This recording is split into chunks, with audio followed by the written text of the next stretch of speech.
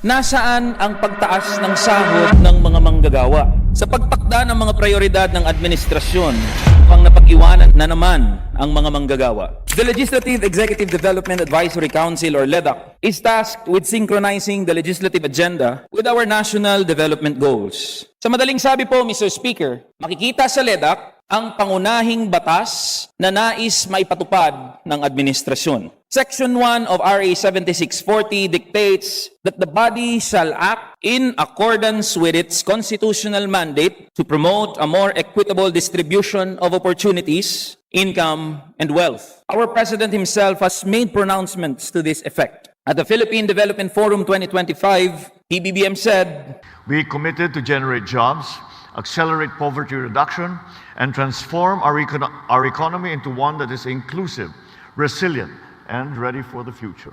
Sa konteksto ng pagkilala ng mga pangakong nakasaad sa batas at sa mga salitang binitawan mismo ng ating Pangulo, lumalakas po ang ating loob na maningil. Sa priority agenda, nasaan ang pagtaas ng sahod ng mga manggagawa? Nasaan ang mga batas na nakabalangkas sa pagkilala sa mga hinaing ng mga trabahante? We assert that worker-centric bills and a legislated wage increase should not be a mere afterthought of LEDAC. As workers are a vital element to